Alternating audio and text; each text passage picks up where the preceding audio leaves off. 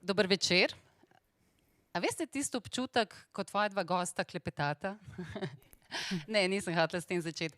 Hotela sem začeti s tem, če veste tisto občutek, ko se spomniš na eno obveznost in čutiš, da imaš kar nasmeh na obrazu, nehote. To se mi je dogajalo, ko sem razmišljala o tem pogovoru, zato ker Alešo in Blaža izjemno spoštujem, tako poslovno kot tudi zasebno. Ampak zagotovo še veliko stvari ne vemo vama in zato sem radovedna, kaj vse bom zvedla. Seveda pa so vaju na oder poslovnega voditeljstva postavili mladi lideri in zato je Tonja tista, ki bo povedala nekaj prvih uvodnih besed. Ja, upam, da boš zvedela tudi kaj novega, no, Ajša. Aleša Mižikuj je z diplomo iz elektrotehnike najprej zavila na svojo podjetniško pot. Leta 2000 pa se je pridružila družinskemu podjetju Medex in od očeta prevzela vodenje leta 2001. Medex je pod njenim vodstvom postal eden vodilnih evropskih proizvajalcev prehranskih dopolnil na osnovi čebeljih pridelkov in drugih naravnih sestavin. Medexove izdelke najdemo na več kot 30 trgih sveta. Skupaj z bangladeško nevladno organizacijo in Kmetijskim inštitutom Slovenije je Medex nosilec projekta Razvoj čebelarstva v Bangladešu. Cilj pa je izboljšati čebelarsko prakso in ustvariti nove zaposlitvene možnosti, predvsem za ženske. Aktivna je pri spodbujanju žensk v prevzemanju vodstvenih položajev na družbeni ravni. Je tudi dejavna humanitarka in filantropka. Aleša Mižigoj je podpredsednica sveta guvernerjev AmCham Slovenija, članica sveta za čebelarstvo, upravnega odbora Zbornice živilskih in kmetijskih podjetij ter komisije za podelitev priznanj pri združenju Menedžer. Je tudi častna konzulka Kanade v Sloveniji.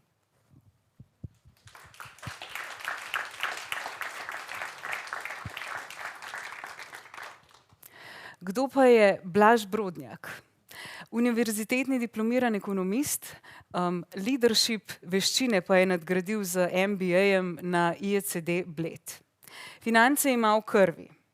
Je bankir z 20-letnimi izkušnjami, med drugim je kariero gradil v Hypo Alpe Adrii, v Bavag banki, Raiffeisen Krekovi banki in Bank Austria Kreditanstalt. Vodenje NLB je prevzel v zahtevnih časih, leta 2016 pred privatizacijo.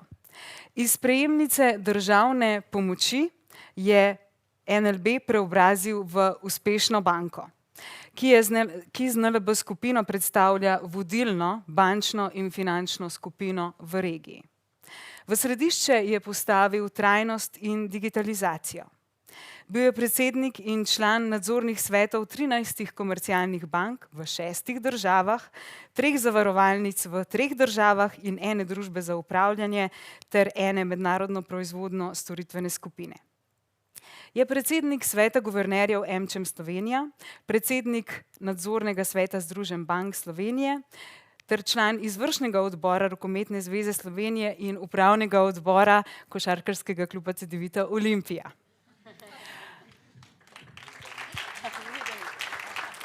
Je aktualni menedžer leta po izboru združenja Menedžer. Bil pa je tudi član namiznoteniškega kluba Petovija in veljal za enega zelo obetavnih igralcev v slovenskem prostoru. Tako. Zdaj pa, bravo. Zdaj pa Aleša Mižigoj in Blaž Brodnjak osebno, še bolj osebno. Hvala lepa. Osebno. Bomo videli, kako globoko bomo prišli, ampak gremo nazaj v otroštvo, kajti nekaj vaju povezuje. Oba imata izjemno močna očeta, ki sta bila zelo uspešna. Kaj to pomeni za malo Alešo in malega Blaža? Ali to nekaj položi že v zibelko ali potem v otroštvo? kako to vpliva na življenje? Damo prednost. Najprej en lep dober večer vsem. Verjamem, da bomo preživeli take zanimive minute in trenutke. Ja, biti v senci ali pa zrasti v senci mogočnega očeta, je včasih fino, včasih tudi bolj težko. Ampak moj oče vsekakor mene dosti navdihoval, predvsem svojo neizmerno energijo in s tem, da se vse v življenju da. To mi je vedno ostalo in to imam še vedno kot tisto glavno vodilo v življenju, to pozitivno naravnanost, želja nekaj ustvariti, nekaj spremeniti. Na drugi strani je bila pa mama tista, ki je bila doma in ki je dejala tisto stabilnost. Tako kot drevo, ki pravijo, da rab korenine, da se fino pretrdi, pa krošno, da razpne svoje veje. In mama je bila pa brezkompromisna. Ona je imela vse, pri njej si točno vedel, ni bilo pogajanj. Ona je imela striktna pravila, vrednote. In pač tako je bilo, popolnoma predvidljiva. Tako da je poosebljala tisto res trdnost, iz katere si pa potem črpal druge stvari v življenju. Blaž, pa pri tebi? Vse podobno. Fotor je bil redko doma, itak. Ampak ni bilo treba nikoli nič reči, ker samo pogledal, pa smo se vedeli, koliko je ura. Mama je pa socialna delavka, karierna. To, da imam tudi ta protipol, nekega kariernega menedžerja, kjer je bil red in disciplina, pa ob 6 sem prišel z diskoteke, pa ob 7 sem moral stati, ker sem ob 8 moral biti vinograd v škropilnico na rami. Od tod ljubezen do vina, ker me je fotor ob 6 zjutraj zbudil, pa smo šla škropit. In to je ta nek balans. Pri fotru nikoli ni bilo miru, ker smo vedno nekaj delali. Ko sem prišel domov, sem mislil, zdaj sem spočil, smo šli ali vinograd, ali je bilo treba okrog bajte nekaj garati, ali je bilo treba tam nekaj, kamorkoli smo prišli, on ne more biti pri miru in moramo nekaj delati.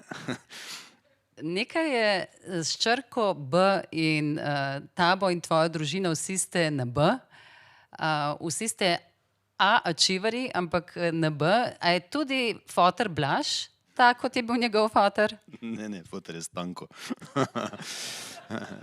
In zdaj smo na ravni, ko je samo fotor. Zdaj komuniciramo na isti valovni dolžini. Ampak bolj me zanima, ti do tvojih, ki so vsi na B, do tvoje Barbare in otrok, si tudi tak nemiren, skozi morate nekaj delati? Jaz sem vseeno del generacije, ki ni baby boom generacije, ker je res treba samo delati. In smo generacije, ki kljub vsemu del tega, kar zaslužimo, vlaga kljub vsemu neko hedonistično sceno, kot smisel, da si privoščim podaljšan vikend soprogo nekje. To moj fotor z mojo mamo, če jih da sploh naredim, to ni treba, vedno samo delati. Baby boomeri, tuf. Lani je imel prometno nesrečo, se je zlizal do decembra, je šel v vinograd, da je odrezal vse, pol je marca imel infarkt, so mu celo nogo razrezali, da so mu 4 bypasse inštaliral v srce, maja je bil 10 ur na traktorju in celo poletje poškrpil 10 hektarjev vinograda. To je baby boom generacija, oni se ne pritožujejo, ni jim treba reči, da ne bomo jamrali, ampak bomo iskali rešitve, oni pač delajo, dokler ne padejo. To je drug svet. Tvoj sin Martin je tudi danes z nami, kako bi pa on ocenil svojo mami? Ja, Martin, najprej dober večer tudi tebi. Kako bi ocenil svojo mami? Jaz mislim, da sem precej drugačna, kot je bila moja mama, ker pri nas je bila mama tista, ker oče je bil odsoten, mama pa ni mogla videti, da smo bili trenutek brez dela. In če si slučajno hotel kaj knjigo prebrati, si takoj dobil nalogo, kaj je bilo treba za narediti. In Blažo tudi, apropo, recimo, oče je imel operacijo kolkov, iz bolnice je prišel direkt v službo. On je šel en dan na rehabilitacijo, ker vsi drugi hodijo na rehabilitacijo. On je prišel v službo, to je bila njegova rehabilitacija. In zdaj trenutno je v 95. letu in cilj ima, da bo dosegel 100. In to pač, veste, to je generacija, ki ima skozi cilje. Tako da moj sin, mogoče glih zato, ker so bili do mene tako neusmiljeni, jaz sem njemu bolj pustila, da je tudi zjutraj lahko spal, pa da si je vzel čas za sebe. In moram reči, da kot mama mislim, da nisem bila preveč stroga, mislim pa, da sem bila dosledna. No. Tako da Bomo potem preverili. Ne? boste preverili, ampak tako kot vidim, včasih si rečem, joj, ker zdaj, ko gledaš, koliko se ljudje ukvarjajo, pa kaj bo z otroki, pa kaj bo narobe, sem rekla, jaz sploh ne vem, kdaj je ta otrok zrastel, in glede na to, kakšne vrednote ima, mislim, da je zrastel dobro. Lahko potrdimo, smo ponosni, da je tudi naš Jank, ampak Aleša, družinsko podjetje prinaša za seboj veliko, verjetno, kompromisov, dogovorov. Kasneje bom vprašala, kako to jemlješ kot menedžerka, kot poslovna liderka. Zdaj me bolj zanima, kako to jemlješ kot ženska, kot človek, kako loviti vse to, delati v službi skupaj, sprejemati vse te kompromise, pa vendar se mi zdi, da si človek, ki je vedno zelo neposreden in vedno poveš, kar misliš. Ja, to drži. Jaz zmeraj v življenju rečem, da imam dva privilegija, in da sem zato srečna. Prvič, da lahko povem to, kar mislim, da ne govorim tega, da bi nekomu ugajala in da se družim z ljudmi, ki jih imam rada, ne z nekom, ker bi bilo dobro, da bi me videli s kom ali pa da bi se z nekom družila. In to je tista svoboda, neprecenljiva, ki te potem, bom rekla, v duši napaja, in kjer najdeš eno svojo mirnost in zadovoljstvo kljub vsem stvarem, ki jih srečuješ v življenju. Drugače pa, kot bom rekla, kot na čelu podjetja nikoli nisem želela gledati na stvari, kako a bojo prinesle, da ne bom kaj zgrešila ali pa kakšen rezultat bo na začetku prišel. Vedno sem si poskušala v glavo dati, da bom stvar naredila na najboljši možni način. Da bo res maksimalno dobro in s tem se mi zdi, da sem se razbremenila, ker si vedno gledal, da bo stvar dobro narejena in če jaz verjamem, če stvari res narediš tako, kot jih znaš, po najboljši volji, da bojo prinesle uspeh in s tem pa sebe, recimo tudi, ker ženske se večkrat obremenjujejo, jaz pravim, predvsem z neusmehom, kaj bo šlo lahko narobe. Jaz mislim, da se moramo predvsem gledati to, da znamo veliko stvari narediti, pa da stvari ponavadi grejo kar prav. Včasih tudi kaj narobe, ampak to ni nič hudega. Blaž, ti pa si znam po tem, da nikoli ne poveš, kaj misliš. Skratka, ta tvoja neposrednost, nekoč si rekel, da si se vedno počutil kot dizident. Že v srednji šoli si bil zelo uporniški. Kaj te je gnalo pri tem? Ma kaj te jaz vem. Pa se mi zdi, da smo kar, to z mojimi mulci tudi, da želimo početi stvari, ki so preprosto prav. In ne toleriramo ravno krivic. Še vedno pa jaz verjamem, mnogi to vidijo drugače, ker me jemljajo kot agresivneža v svojih nastopih, ampak jaz verjamem, da imamo uravnotežen vrednostni sistem. In to, kot rečeno, na podlagi nekega soočanja dolgoletnega s kariernim menedžerjem in na drugi strani osebe, moje matere, hčere, izjemno tople osebe moje babice, ki je postavila koncept javnih del na Ptuju, da je pomagala ljudem takrat, ko je bila nezaposlenost velik problem. In jaz verjamem v socialno državo do obisti in z dna duše. In skušam pač naslavljati teme, ki jih na nek način politikanti pod pretvezo skrbi za male ljudi spregledajo. To so zdaj, jaz sem postal zelo glasen in me so opozorili tudi z vrha Slovenskega državnega holdinga, kako za božjo voljo si drznem govoriti tako o vodstvu Banke Slovenije. In tam imate človeka, ki ne razume, kako Slovenke in Slovenci živimo, in 500.000 ljudem preprosto reče, da ko pridejo naslednje jutro v poslovalnico NLB, jim mora moj skrbnik, s katerim sodelujo 30 let, povedati, da so pa zdaj kreditno nesposobni. 30 let se pa najeli 15 kreditov in jih vračali. In to se mi preprosto ne zdi prav. In potem prosim, apeliram, pošiljam pisma, ker ni v mojem interesu javno razpravljati o teh stvarih. Ker ni v mojem interesu nek antagonizem sprožati v javnem prostoru. Ampak potem na drugi strani ni sogovornika in se ne želi srečati. In potem peljem javni prostor, nek diskurs, ki bi ga želel za 4 stenami. Enako velja za predvsem na levi strani imajo ta fenomen absolutističnega prepričanja o svojem edino vsezrečanem prav in se z nami pač ne želijo srečevati. Če se nekdo z nami ne želi pogovarjati in se izvaja stvari, ki so pač skladno z mojim vrednostnim sistemom, ki upam, da je uravnotežen, pač odklon od zdrave kmečke pameti, potem smo primorani peljati te stvari v javni prostor. In potem to izpade, kot da zdaj jaz gobcam kar vse povprek. Jaz želim samo zagovarjati stvari, ki se mi zdijo prav in poštene. In če se počnejo pač stvari pri oblastnikih, in Aleša si to lahko privošči, ker ima svoje družinsko podjetje, ki je zelo uspešno in svojo neodvisnost od tu napaja, jaz pa svojo neodvisnost napajam iz mednarodne konkurenčnosti.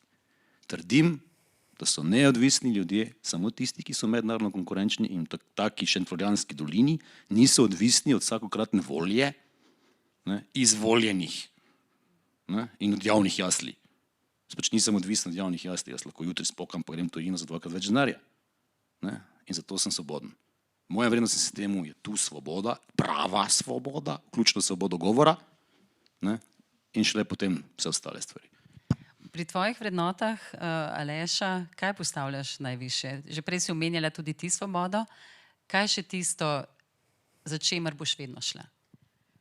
Ja, prva stvar se mi zdi res to poštenje, človeško poštenje, iskrenost, recimo pri vodenju pa zagotovo odgovornost.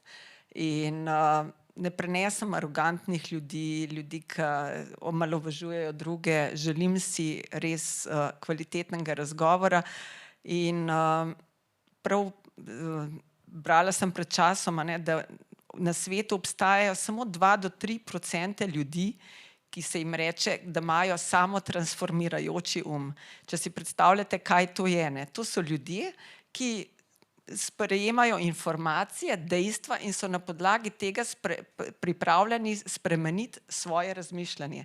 In takih ljudi je na svetu 3%.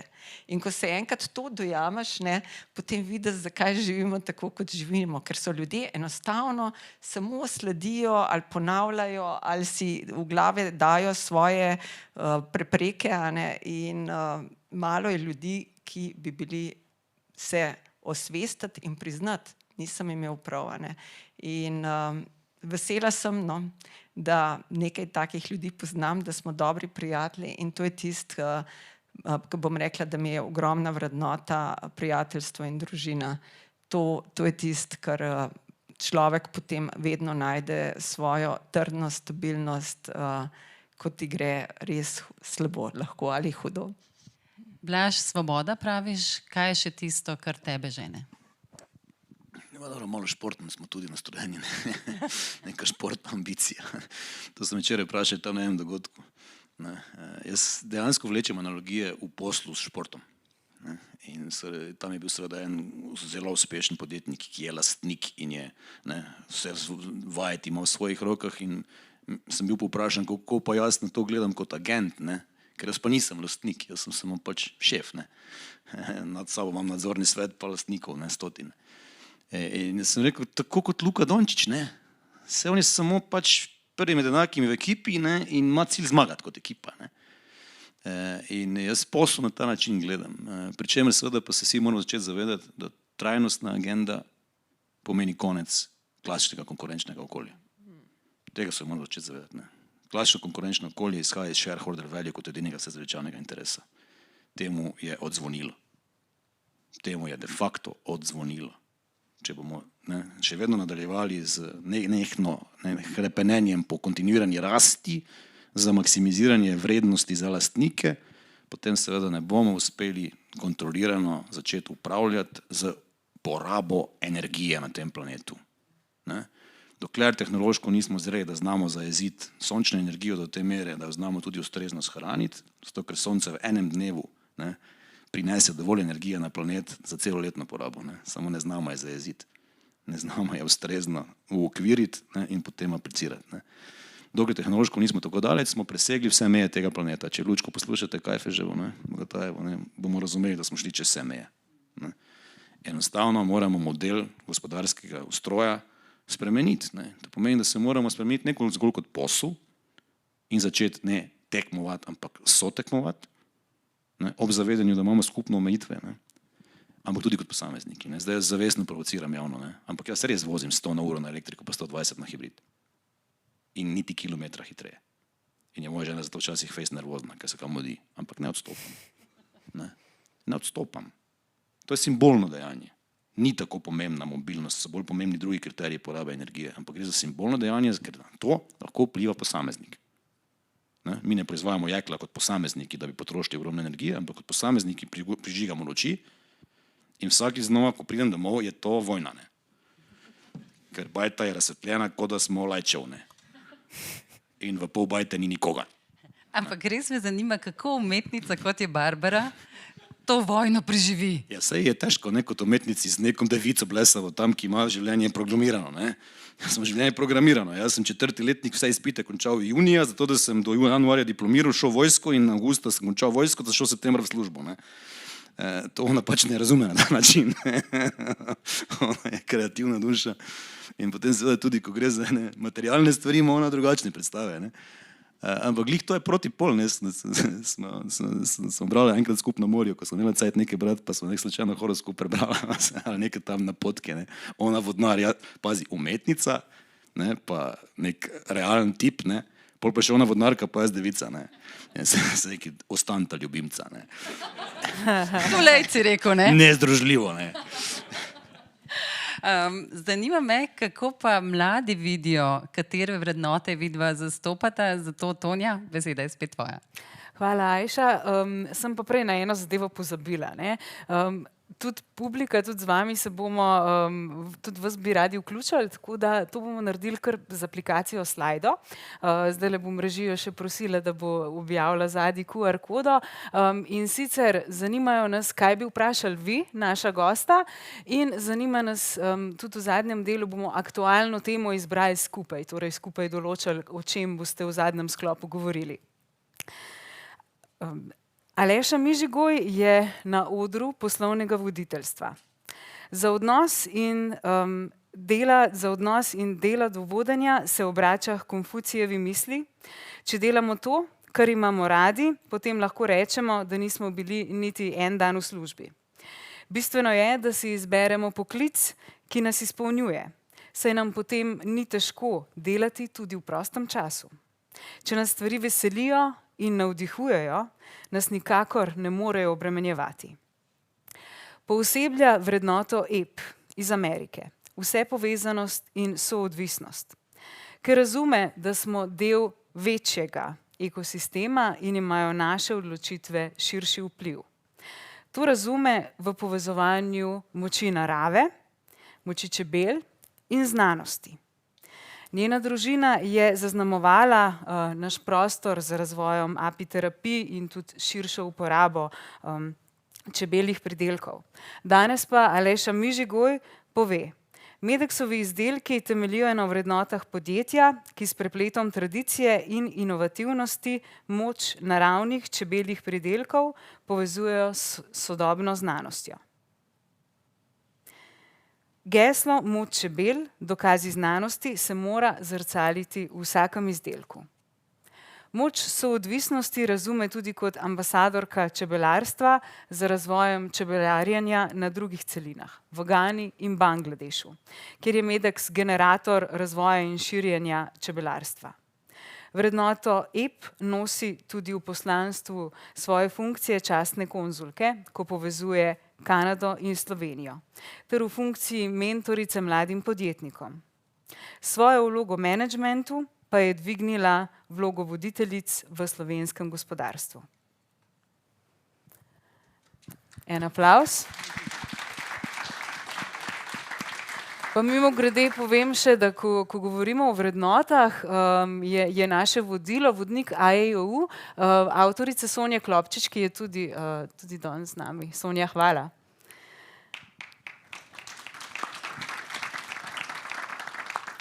Nehajmo leporečiti, preidimo k dejanjem. In počne točno to. Zastavlja si visoke cilje in na čelu NLB-ja podira rekorde. Slovenijo v bančnem pogledu postavlja na zemljevid regije, Banke skupine NLB so na vseh 6 trgih, kjer delujejo, med top 3. V letu 2018 je NLB dosegla prvega ključnih mejnikov na poti prestrukturiranja. Uspešno je bila izvedena delna privatizacija in gospod Brodnjak si večkrat zasluži naziv avtor prestrukturiranja banke. Trajnost razume v njenem bistvu. Porabiti manj, prevoziti manj kilometrov pri nižji hitrosti, kot nam je prejle povedal, znižati temperaturo, trošiti manj. V središče banke je postavil trajnostno poslovanje in financiranje. NLB je kot prva slovenska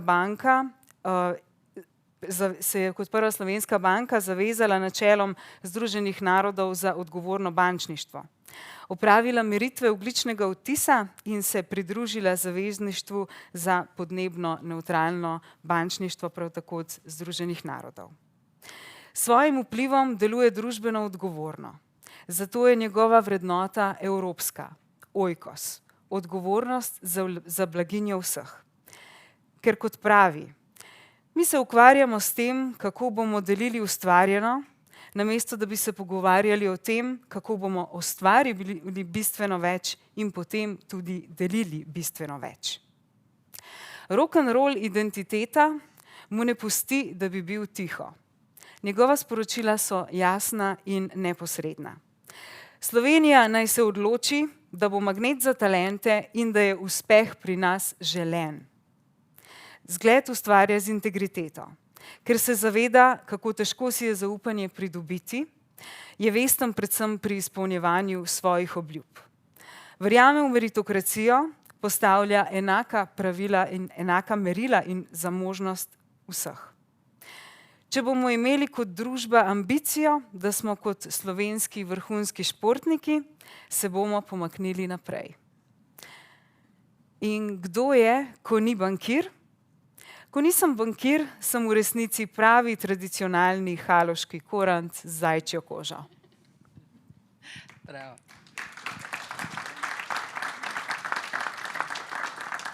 In to je bil tudi v bistvu navdih, vidva sta bila tudi navdih za te dva portreta. Priznanje za poslovno liderko in poslovnega liderja je portret, ampak ne čisto navaden portret, ker ne poudarja potez obraza, ampak poudarja osebnost, stil vodenja. Vsako leto zato to portretiranje poslovnih liderk in liderjev zaupamo mladim slovenskim umetnicam in umetnikom. Letos Leji Zupančič. Priznani sta tukaj z nami na odru, zdaj pa več o tem, kdo sta vidva poslovno. Torej, tako vaju vidijo mladi, tako vidijo vajne vrednote, drži. Aleša, je kaj takega, kar ti je bilo posebno blizu, ko govorimo o vrednotah in vodenju, je kaj takega, kar bi želela še bolj poudariti? Ja, kar bi rekla res, tako kot Blaž, da vodenje in v Medeksu in moje osebno je zelo posvečeno trajnosti. In ta trajnost v vseh vidikih, in zelo se strinjam z Blažem, spremeniti bo treba način razmišljanja v svetu. Včeraj mogoče, da je šlo mimo nas podatek, tako z lahkoto, ampak jaz sem imela kurjo polt, ko so povedali, da nas je postalo 8 milijard. Ko sem hodila v šolo, mislim, da nas je bilo 5. Še spremljala sem, ker nas je bilo 6. Tako se mi je zdelo, da nas je še zmer malo 6, pa še malo. In potem si bilo 7 in zdaj nas je 8 milijard. In to je nepojemljivo. In živimo na enem planetu, do njega se obnašamo neusmiljeno. Kaj bomo naredili, kako bomo obrzdali to rast prebivalstva, ki se dogaja predvsem v Aziji in v Afriki. Vemo, da Evropa pa pričakuje v naslednjih letih države, kot so Slovaška, Bolgarija in to do 20% padec Srbija prebivalstva. Kako bomo to naredili, kako bomo podjetja, ne da bojo zadovoljni lastniki in vsi samo z dvoštevilčno letno rastjo, da bomo rekli, da bojo druge vrednote pomembne, kakšen ogljični vtis ustvarja podjetje, ko proizvede neki izdelek, kako srečni so ljudje, ki delajo v tem podjetju, kakšen vtis, kako deluje v družbi, da bojo to glavne vrednote. Ne samo rast, ker rast se mora nekje nehati, ker če se ta rast ne bo nekje nehala, se bo človeštvo nehalo. In to bo treba doseči nek družben dogovor in se ga striktno držati. In mislim, da ta trenutek enostavno ljudje niso zreli za to. Mogli bomo pa to čim prej narediti. To je ena stvar, ne? In ta trajnost, res, jaz sem zelo žalostna, no, ker gledam na koliko je praznih besed. Ne? To je zdaj ratala sustainability, to je najbolj popularna beseda, kar je, ampak samo na jeziku. Ko prideš ti do tega, ne, da je treba v trajnost nekaj vlagati, se pravi, tako kot Blaž prav, ali svoje udobje, ali pa denar, ne, ker trajnost je draga. Ne. In se imaš velikokrat za odločati. Jaz sem nazadnjič, imeli smo septembra sindikalni izlet v Italijo in smo še tudi v Pompeje. Ne.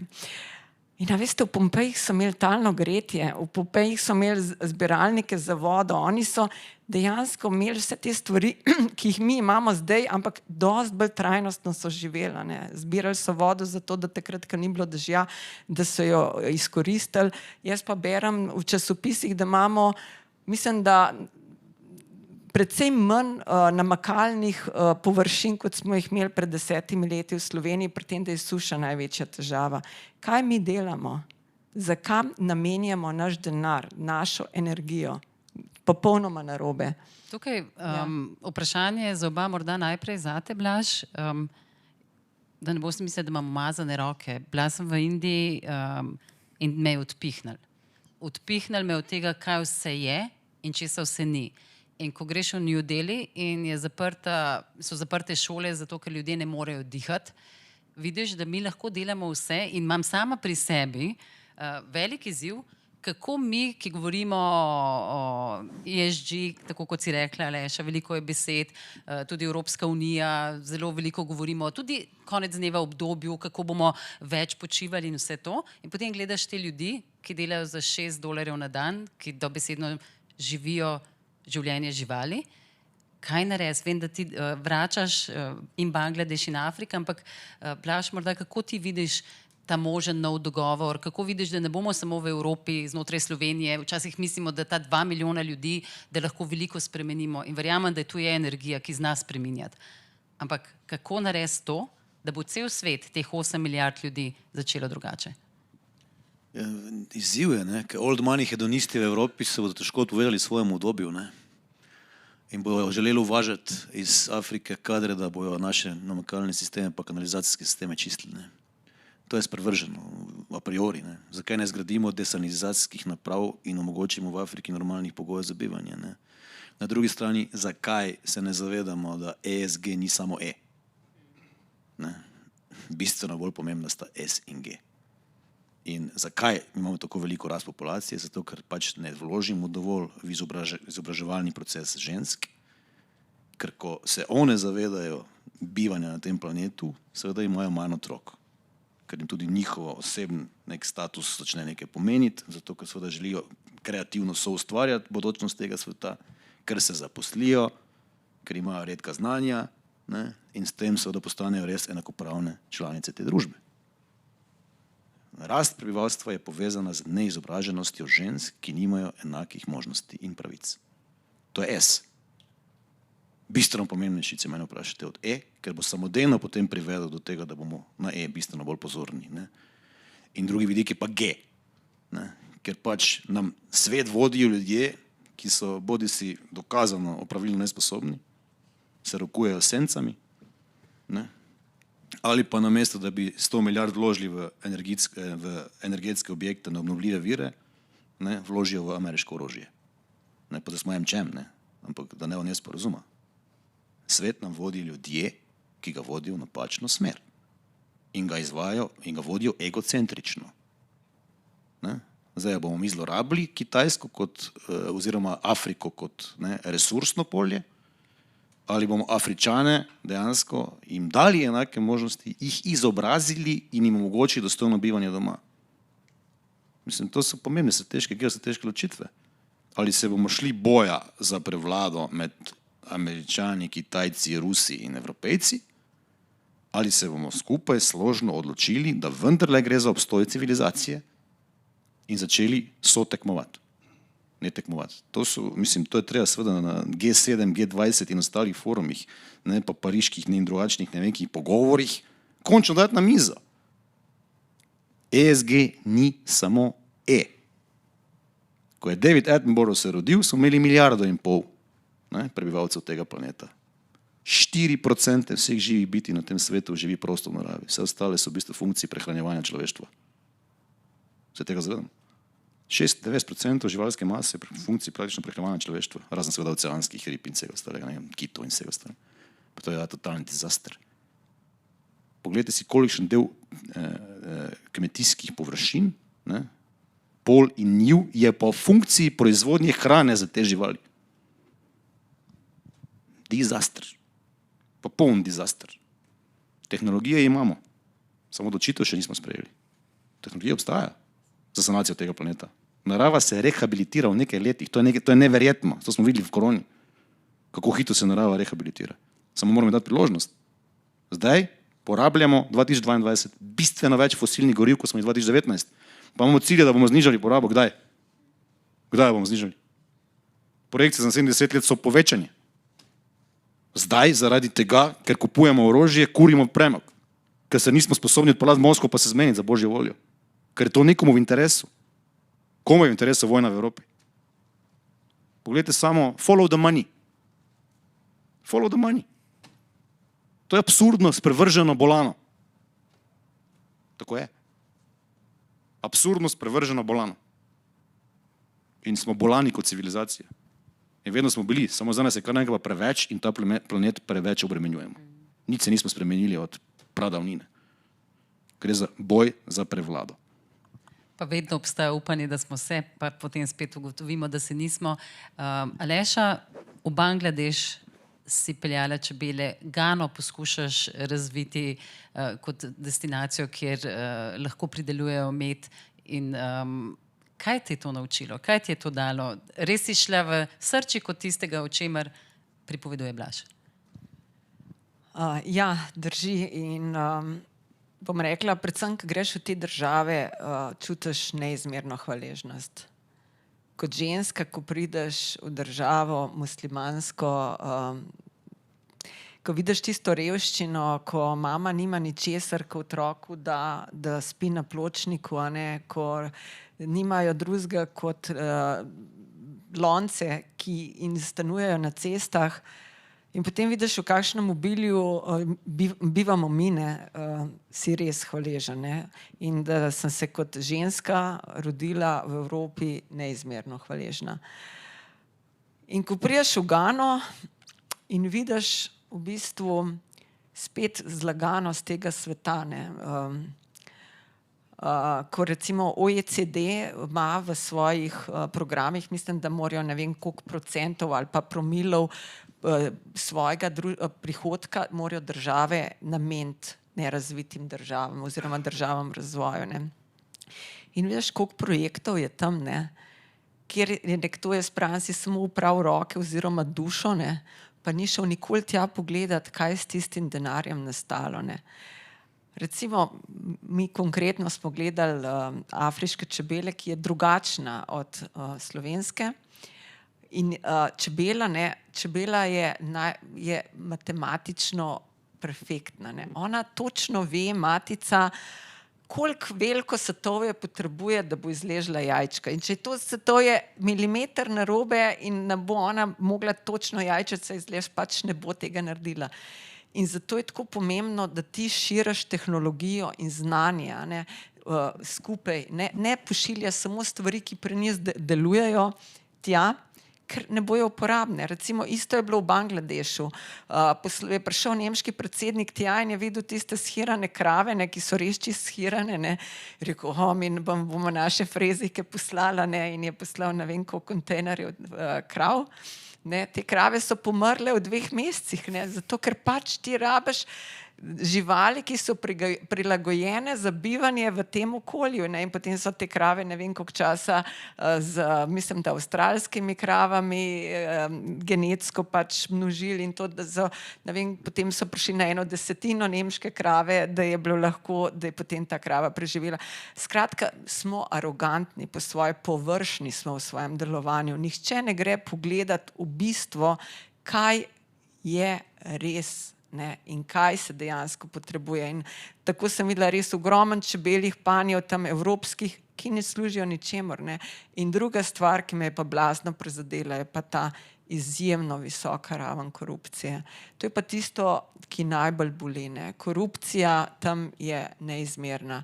Če recimo na voljo 100 enot denarja, se bo 20 namenilo za projektne, ki potem itak vseeno, v katerem fazi obstane, 80 recimo enot bo šlo pa v razne druge žepe, ki pač sistem omogočajo zelo lepo življenje v državah, ki bi krvavo potrebovale razvojne.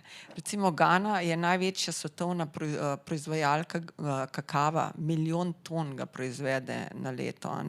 Oni imajo take naravne danosti, pa poglejte, v kakšni revščini živijo.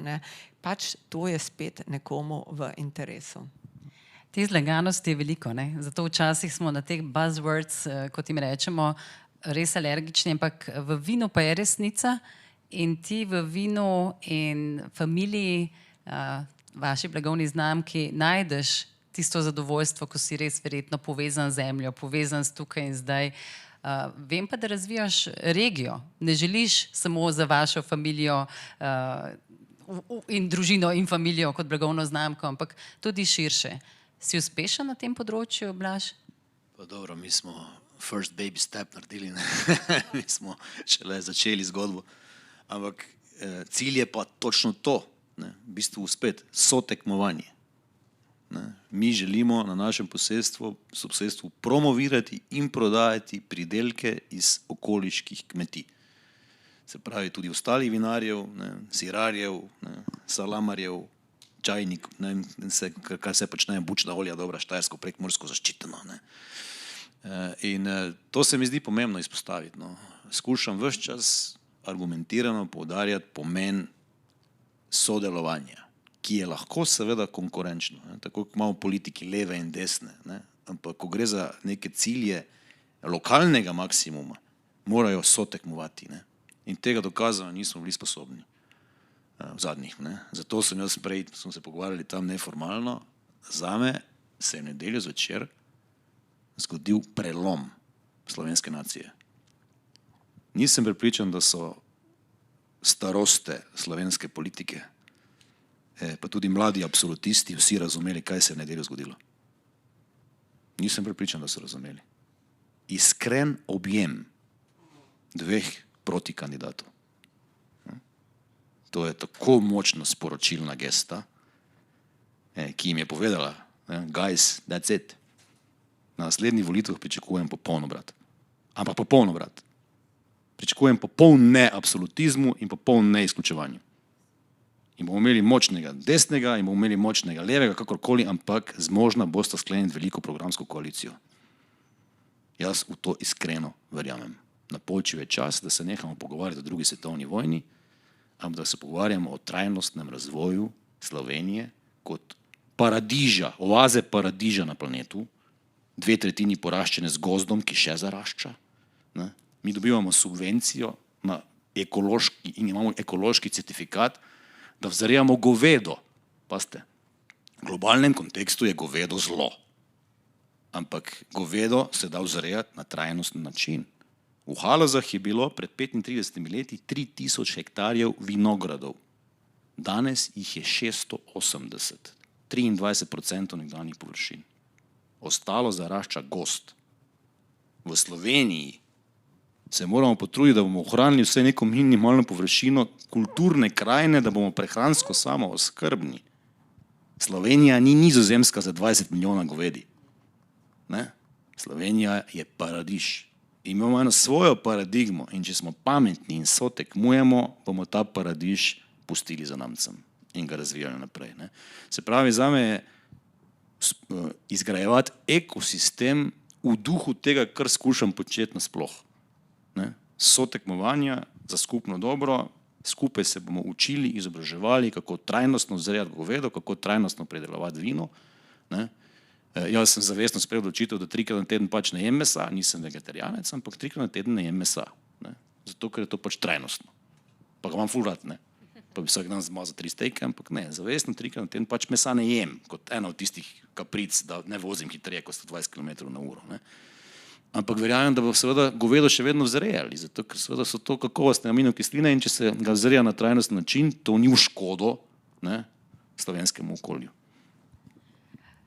Vprašanja z vaše strani, pogledamo, če ste jih kaj zastavili. Upam, da ste se podpisali.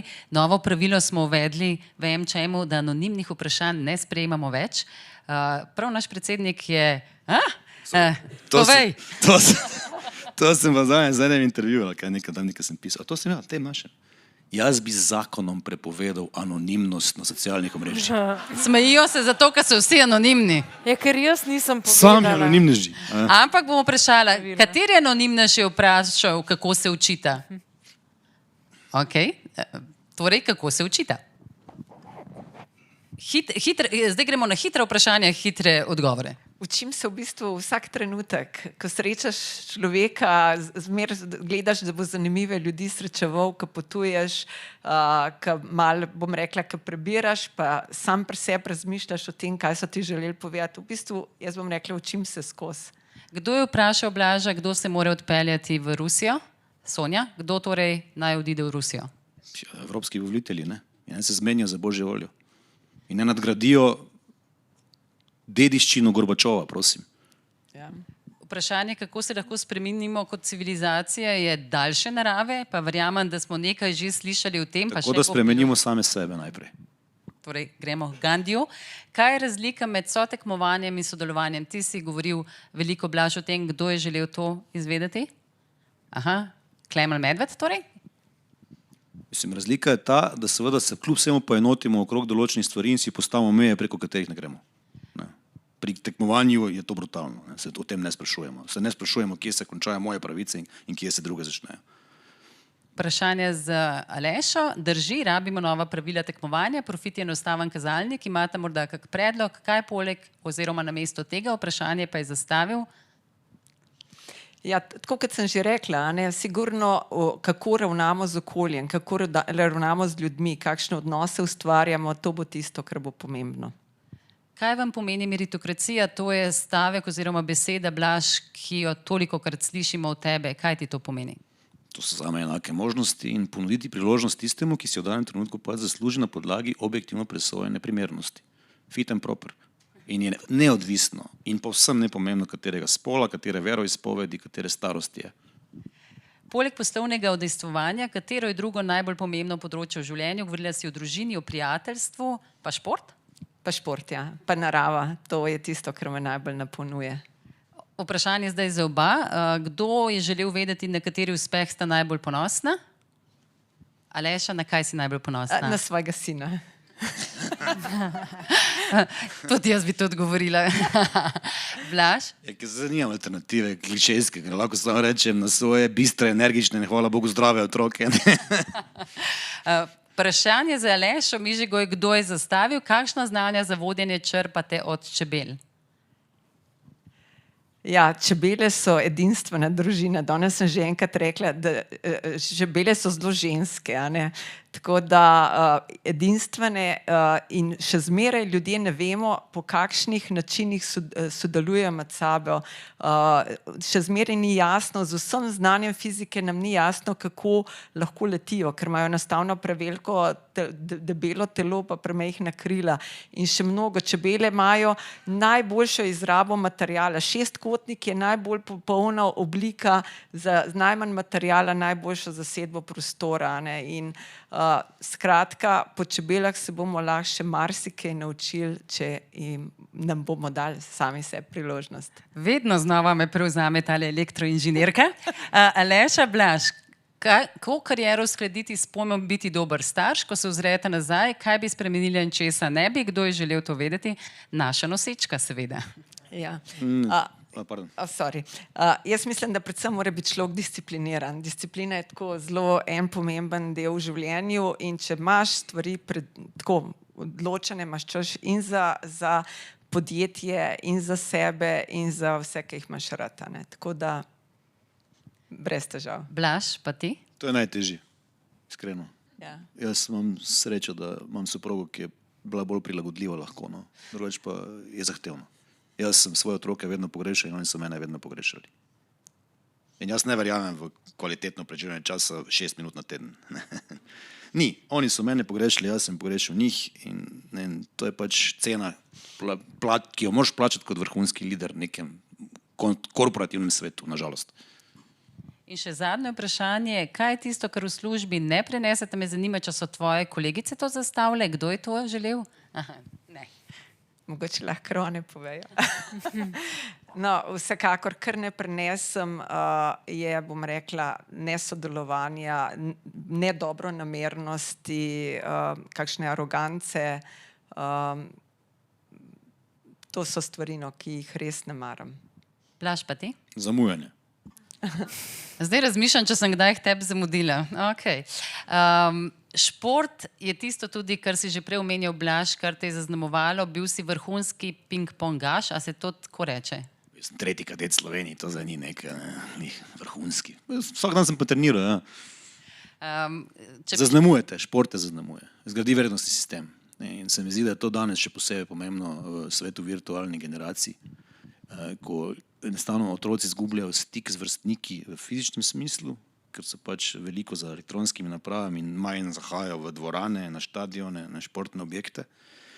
In se mi zdi, da je to za enostavno uravnotežen razvoj, tako gibalni, ker ne znajo več prevala narediti pa hopsati, iskreno, mulci, to je dejstvo. To mi poročajo trenerji atletski, da otroci nimajo osnovnih motoričnih sposobnosti. To je tisto, kar je Aleksandar Zadele rekel, polover je tisto, kar obleče otrok, ko sodobno imamo zebe. Mi smo pač plezali po drevesih, pa je mama poklicala zvečer ob 9, ko je bila tema, zdaj pa otroke moramo priseljevati, da grejo ven. In nimajo izkušenj življenjskih, s paci, takimi drugačnimi paci. In za te generacije pravic in 500 lajkov na dan je izjemno pomembno, da spoznajo, da je življenje kljub vsemu nabor zbir ponavljajočih se vsakodnevnih rutinskih dejanj v daljšem časovnem obdobju z namenom napredka, z namenom seveda, da si lahko nekoč promoviran in seveda bolje nagrajen in tako naprej. Nažalost je še vedno svet funkcionira na ta način. In šport otroke pripelje do tega, da so ob točno določeni uri na točno določenem mestu nekaj ur pod nekogaršnjim nadzorom prisiljeni izvajati ponavljajoče se dejavnosti. Če ponazorim. Če hočeš imeti dober backend, ga moraš 2000-krat na trening odigrati. In prideš na tekmo in glej ga zlomka, nekdo je bil boljši. In zdaj tu sta dva fenomena prisotna. Prvi je ta, da ti moraš temu friku, ki te nabrisal ko malo mačko, pogledati v oči, mu dati roko in reči, bravo stari. Se pravi, moraš, predstavljam tebe, res se te predstavljam. Moraš dostojanstveno prenesti poraz. Bil si slabši. In druga stvar, če želiš ti naslednjič biti tak, ki bo doživel nagrado v obliki čestitke nasprotnika, moraš naslednjič odigrati 2500 backendov. Ne 2000, 2500. In glej, spet morda izgubiš, poleg moraš pa 3000. In zato je šport tisti, ki izgrajuje vrednostni sistem. Naučite reda, naučite delavnih navad, in naučite predvsem ne samo slaviti zmage in hvala Bogu skupaj z ekipo v fizični obliki, objeti, generacija, ampak tudi dostojanstveno prenesti poraze, kar je veliko težje. In se po njih pobrati in odigrati tistih 3000 backendov. Najboljši jih pa 5000. 10.000 ur do mojstrstva, ali kaj pravijo? Neskončno, Aleša, povedala si, da je to pri tebi vzbudila mama, ta red. Kaj pa je tvoj ventil, kjer si znala te stvari tudi sproščati? Ja, dejansko šport, narava, to so bile stvari, ki so mi bile vedno najljubše. No. Vem pa, da zdaj tudi kot podjetje podpirate tudi ženski šport. Ja, in ena od trajnosti, ne samo, da smo okoljsko, ampak želimo si predvsem, bom rekla, empowering women, se pravi polnomočen žensk. In meni je bilo najlepše, ker je meni prišla Andreja Leskovšek in je rekla, joj, prav, tak problem imamo. Čeferin nas zelo podpira, ampak te druge instance v Sloveniji so pa tako proti ženskemu nogometu. Sem rekla, to bomo pa takoj popravili, ne? In zdaj imamo ženski nogometni klub Radomlje Medeks, ne? In upajmo, da bojo tudi naše dekleta, veste,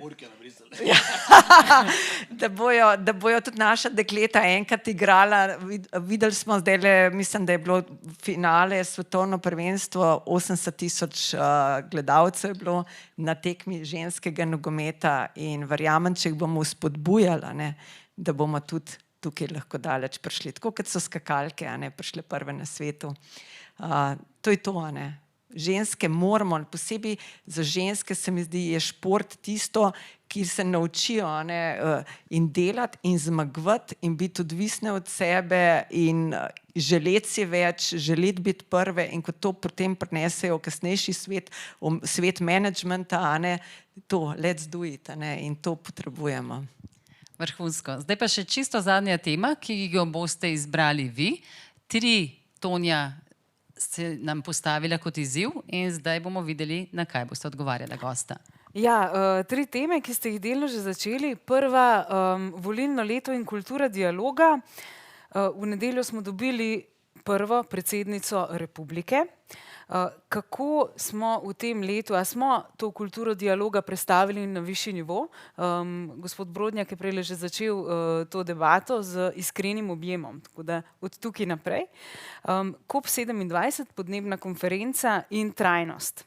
Znižati segrevanje ozračja na 1,5 stopinjo nad predindustrijsko dobo bo verjetno cilj, ki ni dosegljiv. Izpusti toplogrednih plinov pa naj bi se do 2030 znižali, prepolovili, beremo pa, da se bodo v bistvu še za 10% dvignili. Tako da Antonio Guterres, generalni sekretar Združenih narodov, je dejal: "We are on a highway to climate hell with our foot on the accelerator." Kakšne premike pa vseeno od teh zavez velikih k bolj res realnim premikom v praksi dela gospodarstvo? To nas zanima. Napovedi za 2023 pa, ja, včasih mislim, da bi si mogoče rajš kar oči zatisnili pri tem, ko gledamo naprej.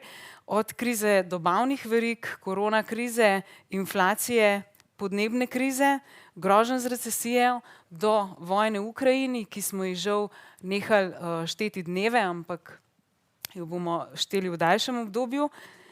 Kaj pa načrti za 2023 oziroma kako gledati v naslednje leto? Ja, in očitno to nas najbolj zanima, no? Torej, leto 2023. Naj povem, da kot poslovna liderka in poslovni lider vaju bo tudi zaznamovalo leto 2023, kajti naša nagrada je za naprej, ne za nazaj, ker verjamemo v to, da boste navdihovala in ne gledamo zgolj rezultate. Zato morda napovedi za leto 2023, kaj je tisto, Aleša, kar meniš, da nas čaka v lokalnem, skratka v slovenskem prostoru, pa morda tudi širšem. Ja, ravno danes je bilo objavljeno, da v bistvu imamo v Sloveniji v 3. kvartalu en največjih padcev GDP-ja v Evropi. Mislim, da je bila edina Latvija, Litva, mislim, da smo imeli 1,2% v primerjavi z drugim četrtletjem. Padec, tako da to se že kaže na delno ohlajanje. Slovenija je zelo navezana na Nemčijo. Jaz sem bila prejšnji teden na sejmu v Frankfurtu in recimo je prišel en lastnik, ki prodajajo surovine. Surovinarji so tisti, veste, ker najprej čutijo, ker surovine ti vgradiš v izdelke, in je rekel, z začetkom oktobra je klima v Nemčiji popolnoma strmoglavila. In potem je povedal en podatek, ki v bistvu mene zelo, bom rekla, mi je jasno, zakaj. A veste, da v Nemčiji mi dobimo vsak mesec račun za elektriko, za ogrevanje, za to. V Nemčiji to dobijo samo enkrat na leto.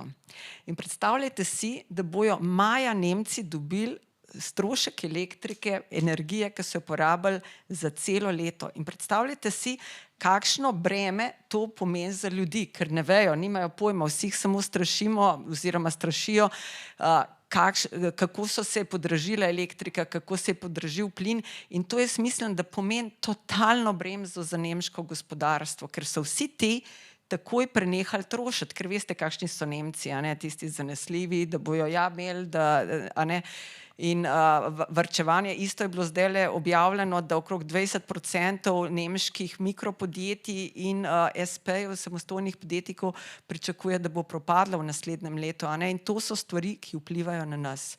In Slovenija bo mogla v naslednjem letu zelo pametno delati. Zdaj, ko poslušam ravno danes našega ministra, ki pravi, da ne bo zvišal za enak procent samo minimalnih plač, ampak vse druge plače, bom rekla, mislim, da ne vejo, kaj govorijo, nažalost. In tukaj bo treba gospodarstvo bomo mogli postaviti zelo jasna izhodišča, kaj to pomeni, in da leto 2023 bo zelo, zelo lahko težko.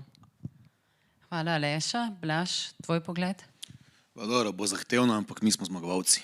Jaz trdim, Slovenija je fantastična. Mi moramo samo razbremeniti delo. To je to. Mi moramo znižati odločitev dela, razumeti, da moramo spodbuditi digitalne nomade, sorazmerno in smiselno obdavčiti premoženje, izpeljati pokojninsko reformo, da bomo lahko dovolili vlaganja pokojninskih skladov v slovenske delnice in bomo nepremagljive zvezde tranzicijskih ekonomij Evrope. Pika. 2023 bomo imeli pozitivno gospodarsko rast, kar pomeni, da če upoštevamo dejstvo, da je to seveda realni indikator, bo nominalna rast, inflacija plus ta 1%. To bo še vedno zelo veliko povečanje monetarne mase v sistemu in aktivnosti v sistemu. In v tem smislu to ne bo vodilo do povečanja bistvenega brezposelnosti, to ne bo s tem seveda povečalo radikalno stanje v gospodinstvih, zato ker bo država še vedno regulirala cene energentov. Na neki točki morda začne lahko regulirati cene hrane, ampak slovensko gospodarstvo ima dovolj rezerv tako v likvidnostnem smislu, kot seveda v kapitalskem smislu, da bomo prebrodili to zahtevno obdobje. Če pogledamo pa relativno, kaj se dogaja. Leto 2021, 8% narast. Leto 2022, da, upad je četrtletje na četrtletje, leto na leto je še vedno rast. Se pravi, Slovenija bo imela 2022. leta 6% rast. Naslednje leto nam je pa napovedana tudi tam 0,5 odstotne točke več kot povprečje Evropske unije. Se pravi, mi bomo v 2 letih dosegli povprečje Evropske unije ljudje. A veste, kaj to pomeni? Mi smo bili na vrhuncu tam leta 2008, tam nekje blizu 90%, potem smo padli praktično pod 80%, zdaj smo že čez 90% bili lani. Se pravi, mi se bližujemo 100% povprečja Evropske unije. Takrat naprej bomo leteli. Samo te ukrepe moramo narediti. Znižati odločitev dela in bomo leteli. Ampak Blaž, imamo sredstvo, da bomo leteli, kajti znižati to je nekaj, kar se zdi vprosti, zdaj nemogoče. Nič ni nemogoče, Nič ni nemogoče. Zato pa apeliramo, Če bi mislili, da je nemogoče, ne bi apelirali, bi obupali. Pa nismo. Kar ponavljamo to kot mantro, in če ne letos, bo pa do tega prišlo čez nekaj let. Nedelja je bila prelomna. In s tem optimizmom bomo tudi končali. Leto 2023, torej vsi poletimo, vsi, ki ste bili z nami virtualno, od vas se bom poslovila oziroma se bomo poslovili vsi. Nazdravite si na leto 2023. Vsi, ki pa smo tukaj, pa bomo seveda nazdravili skupaj na leto 2023 na dobre misli, na vrhunske poslovne liderje, poslovno liderko Alešo Mižigoj in poslovnega liderja Blaža Brodnjaka. V veliko čast mi je, da sta tudi predsednik in podpredsednica Ameriške gospodarske zbornice. Dajete nam ton, dajete nam smer in ne bomo obupali. Hvala vam lepa.